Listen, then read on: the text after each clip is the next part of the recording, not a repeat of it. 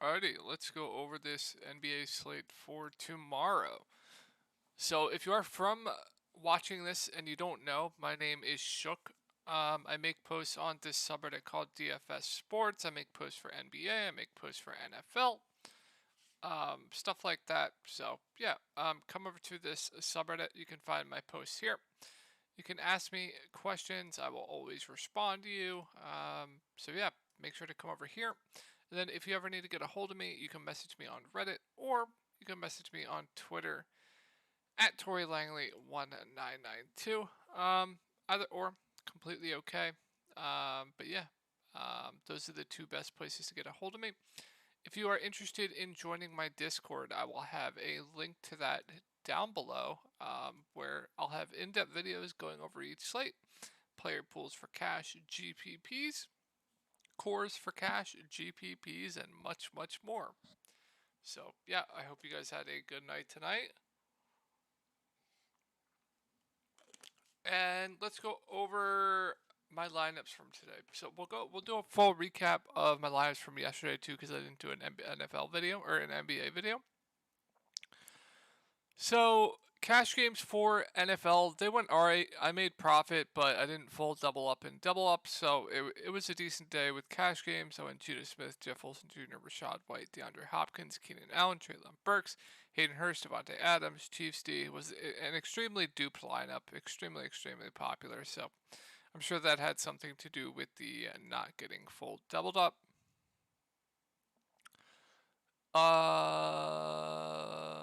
But it's been incredible with all the green. Going over my lineup from tonight. So just a bad night. Everyone I played was involved in a blowout or injured.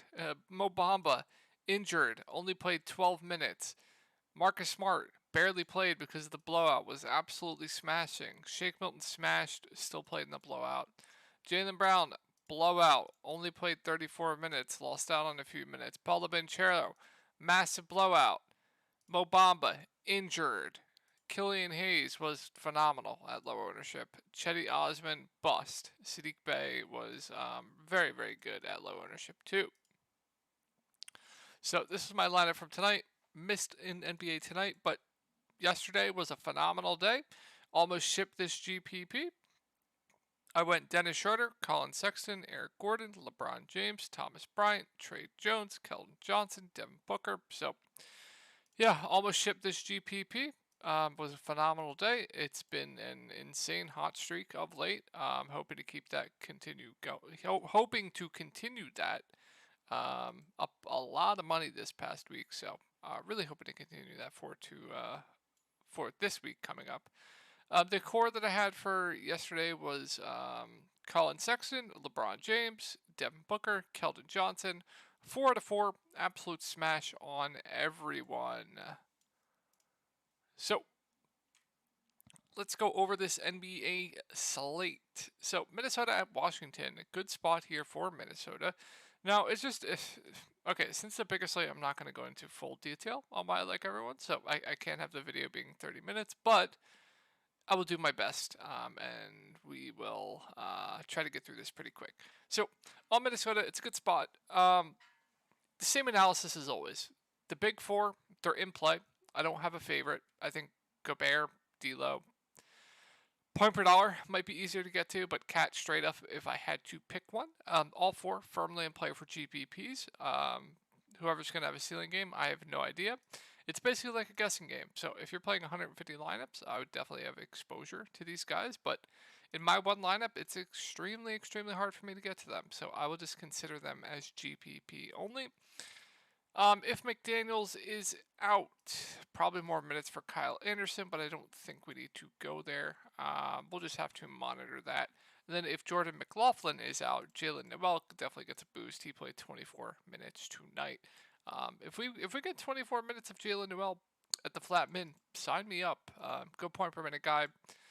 He's pretty reliant on scoring, but yeah, good point per minute guy. If he hits his shots, not afraid to chuck the ball. I think Noel at the Stone Cold flat min, if those guys are out, would be firmly in play for value, in my opinion. On the Washington side of things, so Kyle Kuzma missed tonight. He is questionable. I think him being in or out doesn't really change much for me on this slate. Like, I think if he's in, I'm probably just staying away from Washington. Even if he's out, I don't like much else. I will say if he's out, like Bill Porzingis, you can consider him for tournaments. I think they're appropriately priced.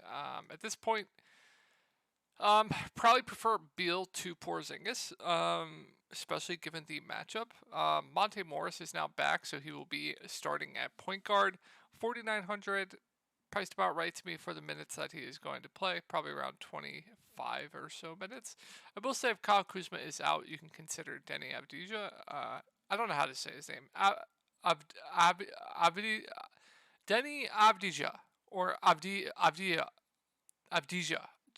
That's so tilting. But yeah, if Kyle Kuzma is out, Denny has been phenomenal. Good rebounder, guy that can stuff the stat sheet. Kind of an outlier game tonight. Had a very, very bad game. He's not going to only go for one rebound in the future. So if Kyle Kuzma is out, I think Denny is solid value.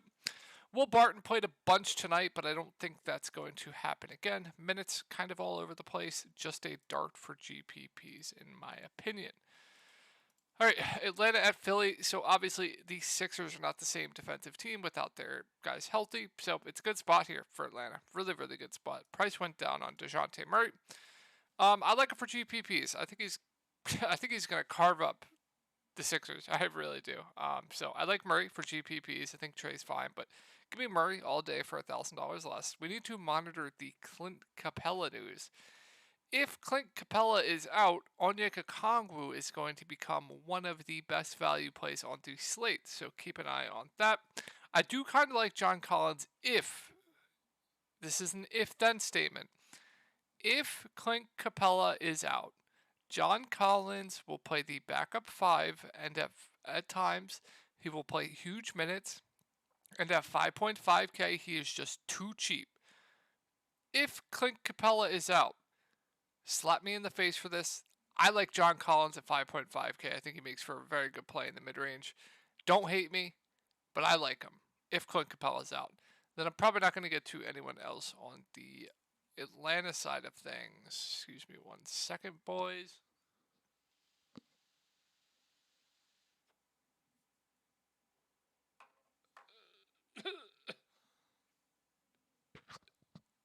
Excuse me, I had to cough.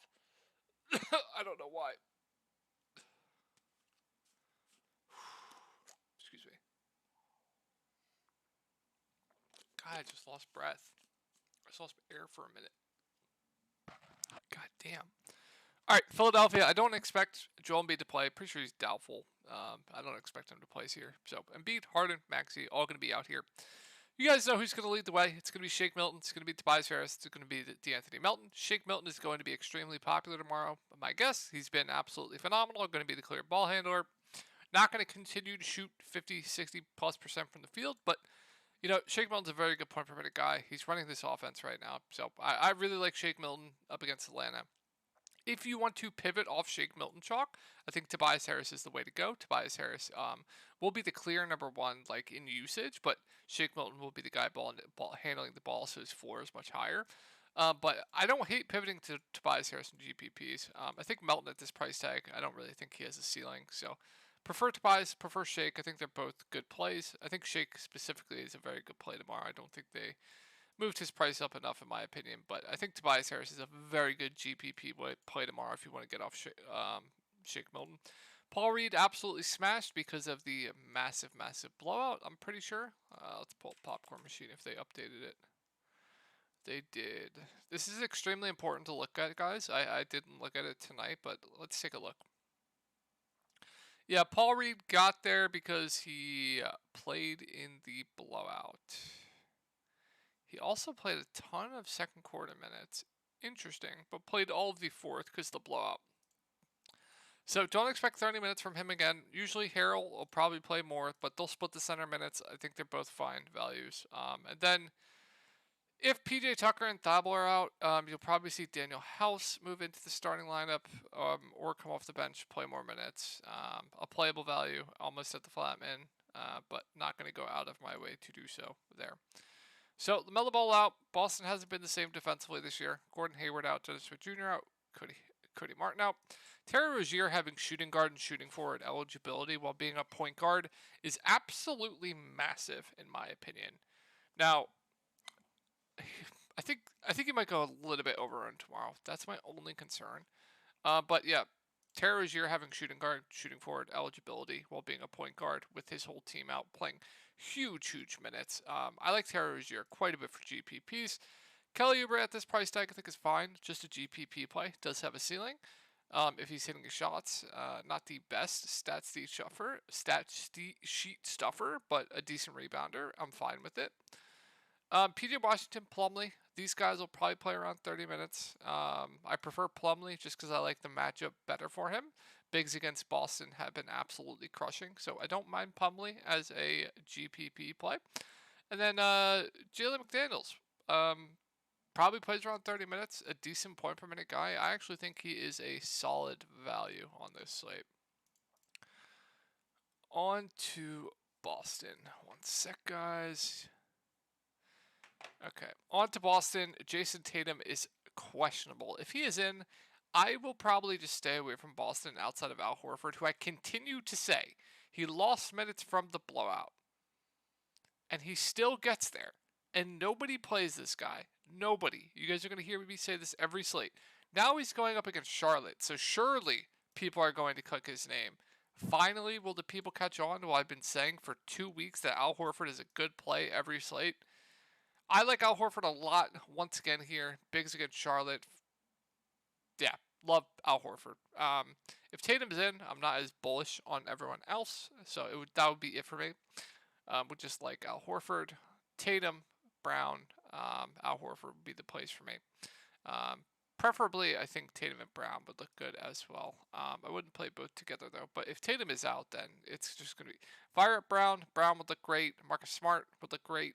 Al Horford doesn't really get a boost, but I still really like him. Grant Williams at this price tag, overpriced. Derek White, Malcolm Brogdon, these guys get a boost as well. I think they'd be two pretty good guard plays. And then Sam Hauser played 21 minutes tonight. I'd expect similar minutes for him. He would be a playable value. So, yeah, keep an eye on that news. And let's go to Cleveland at Toronto. Excuse me. I don't know why I'm losing my breath. Hold on. Take my inhaler.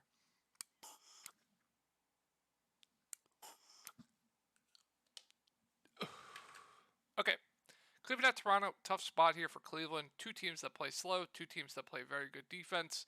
But Jared Allen, Karis LeVert, Kevin Love, Lamar Stevens, all out. So Mitchell Garland, I think appropriately priced. Evan Mobley's price did go down. I don't understand why he was $7,500.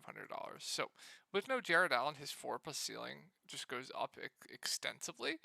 There's no Jared Allen's not going to be out there to steal his rebounds. So Evan Mobley's just going to feast, especially with their backcourt. I don't think anyone's going to be able to out rebound Evan Mobley on his team. So I do like Evan Mobley at 6.8K. With all these guys out, we saw Dean Wade move into the starting lineup, played 34 minutes. Very low usage guy, but yes, he is playable for value. Cedi Osman, I much prefer to Dean Wade. Cedi Osman is a good point per minute guy who will probably play over 30 minutes off the bench. I think he is a solid value play on this slate. Robin Lopez started, only played 4 minutes. I don't understand what that was about. Isaac Okoro will probably play over 30 minutes, but a very low usage guy. You couldn't pay me to play Isaac Okoro. So, yeah. Tough spot here for Toronto. Pascal Siakam, questionable. Scotty Barnes, questionable. Danilo Banton, questionable. If they are in, oh man, I just want Siakam to come back. Like, just please come back, my boy. Come back, my boy. Please. But if they're in, I think Fred VanVleet's too cheap. You guys know the drill with Fred VanVleet. Toronto runs an extremely tight rotation. Super high floor, stuffs the stat sheet, gonna play huge minutes. Even though it's a tough matchup, I still think he'd be too cheap. Fred VanVleet would definitely be my favorite play. That would muddy the waters for Chris Boucher if everyone is in. Same with Thad Young, same with Gary Trent. And then I wouldn't get to like Hernan Gomez or any of these guys, but If Siakam and Barnes are both out, same with Ban, then yeah. I like Fred VanVleet quite a bit for tournaments. I think under 8K is just absolutely absurd. I don't care about the matchup. Too cheap, especially if they're out. OG would much rather go to Fred VanVleet, but you guys know the drill. I play him here with the whole team out. Gets his teammates back. 50 bomb. Cool. So annoying.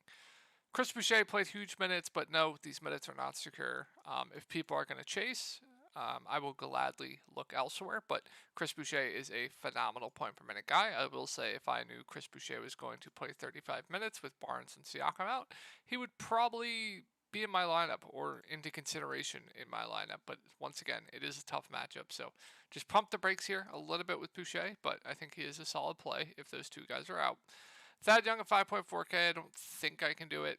Gary Trent at 5.4K, if those guys are out, I would definitely have interest in him at that price tag, but only a GPP play. And then Hernan Gomez has been getting a decent run. Solid value play if those guys are out. Yeah. I think that is it for Toronto, if I am not mistaken. Let's go over to Orlando. So I can't go over this right now. I can't. Impossible. This is what I will say. If everyone's out, then good spot. Banchero looks good. Bull looks good. Franz looks good. If I will say if Mo Bamba is out and they start Mo Wagner, Mo is going to be a phenomenal value play. So just keep an eye on that. But really hard to go over Orlando right now. So really important to stay on the subreddit and monitor the updates. So not much for Brooklyn. KD, I think, is appropriately priced. Kyrie Irving's minutes have gone up extremely, so I think Kyrie Irving might be my favorite play on the Brooklyn Nets. I don't hate it now that he is 8.4K. Ben Simmons overpriced. Don't understand what they're doing there with this price. And then I think Claxton at 5.5K is okay. Minutes have been all over the place, but I think he is an okay option. So happy for this man. So happy he found a role. Phenomenal role player. Glad he found a role in the league on the Brooklyn Nets. OKC at Pelicans. SGA, clear number one, clear highest usage. One of the highest usage rates in the league. Just absolutely phenomenal. Going to shoot the ball a ton. His assist rates have gone up. His potential assists have gone up. In the beginning of the year, it was down a little bit, but the potential assists, his assist rate, his shooting rate, everything is up. Yeah, like SGA has spent up. Always going to be one of the top spend ups on the slate. Getting at 7K, I don't think I can do it. Same with Dort, and then I can't get to anyone else on the Thunder. If you want to take a shot on like Poku, he's a good point per minute guy. Only played 9 minutes last game, but minutes are all over the place with the rest of the Thunder. It's extremely hard for me to get to them in my one lineup. So Brandon Ingram is doubtful, I do believe. CJ McCollum is out. So Zion Williamson up against this putrid OKC team just looks phenomenal. Going to be extremely popular, but I don't see how you don't eat this chalk. Like, he is just going to absolutely destroy Oklahoma City Thunder. I think the only way he fails tomorrow is if he gets into foul trouble, a blowout, or an injury. So I will probably be playing Zion Williamson. I think he looks phenomenal. Jonas Valanciunas, this is quite interesting. If Larry Nance is out, I think Jonas Valanciunas could play a lot more. And at 5.9K, I mean, I am very intrigued at that price tag. So if Nance is out, I am very intrigued by Jonas Valanciunas. Even if Nance is in, I'm still very intrigued by Jonas Valanciunas. Because if you get that random game where he plays around 30 minutes at this price tag up against OKC, he is going to absolutely break the slate. So I am very intrigued by Jonas Valanciunas for GPPs. With Ingram, CJ out, Trey Murphy probably going to move into the starting lineup, probably going to play a ton of minutes. I think he is a pretty good value play. So before you had Ingram in, you had CJ in. They were taking up a lot of usage, putting up a ton of shots. Zion isn't a guy that's going to put up, 20 plus shots. CJ and Ingram are. So Trey Murphy is going to be that second guy that's going to be putting up a ton of shots here. So I do like Trey Murphy for value. Herb Jones will play a ton of minutes, but he is more out there for his defense. Jose Alvarado probably starts here once again at the point. I think he looks like a very good value play here once again. Nance, if he plays, is just playable, but minutes kind of all over the place there. Devontae Graham, I think, is an okay value play. Probably plays around 15 to 20 minutes. And then if Najee Marshall is in, I think he is an okay value play as well, who would definitely get a boost with no Ingram. But if like Nance and Najee are out, who else are they going to go to? They might have to fire up Dyson Daniels, who has already been in the rotation the past few games, who I think would be a decent value regardless. And if those two are out, he's going to have to play a lot more. So a lot to like here with the Pelicans. I think, yeah, I think you can load up on the Pelicans tomorrow. I really do. But yeah, Houston at Denver, tough spot here for Houston. Not much. Kevin Porter Jr., Jalen Green, I think are appropriately priced. Alfred Sengun finally had a ceiling game. Finally played normal minutes. Not the spot that I like for him, but if he's going to play huge minutes again, then yeah, I like Sengun for GPPs. Jabari Smith has been good the past week or so. Price has gone up. I will let the other people chase. I'm not buying it. Eric Gordon probably plays around 30 minutes. Pretty reliant on scoring. Playable value. Not going to go to anything else though. On the Denver side, so phenomenal spot here for Jokic. If you think the value is good and you can spend up for Jokic, then yeah, I think he's one of the best spend ups on the slate. Like the spot for him as well. So I do like Jokic for GPPs. Excuse me, guys. Bones Highland is questionable. Michael Porter Jr., I believe, is questionable as well. Doesn't really change much for me. Like Michael Porter Jr. is out. That's more usage for like Aaron Gordon. More usage for guys like Bruce Brown off the bench. Yeah, it doesn't change much for me. More usage for Murray. So yeah, not liking anything else outside of Jokic on the Denver side. On Chicago, so same thing I'll say. Like I say with Minnesota, I like Chicago more than Minnesota. I think the main three are just too cheap. It's a good spot against Utah, but figuring out which one is going to have a big game here is the tricky part.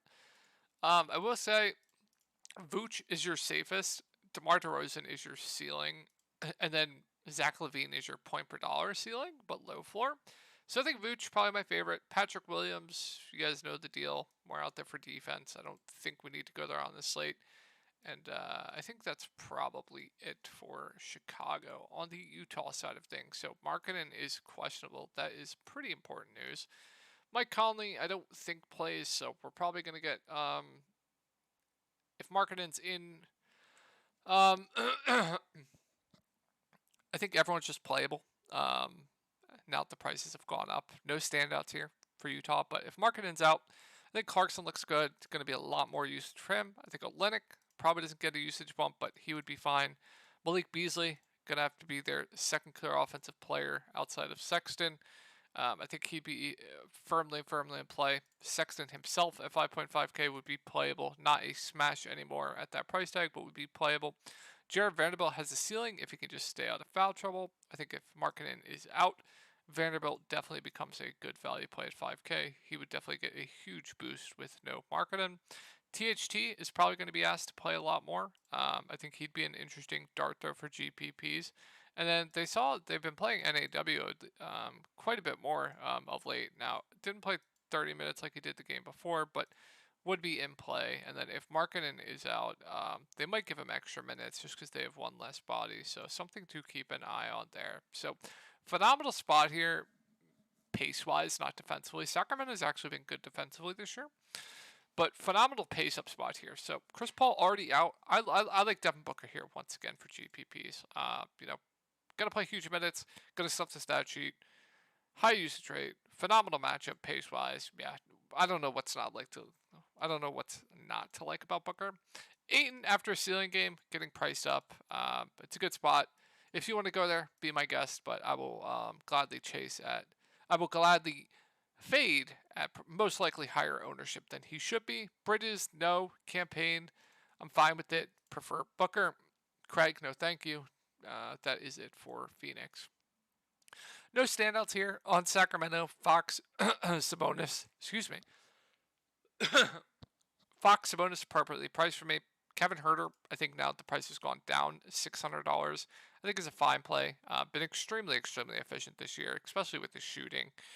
Decent rebounder as well. I don't hate Kevin Herter. He has slate breaking upside at that price tag, so I don't hate Herter.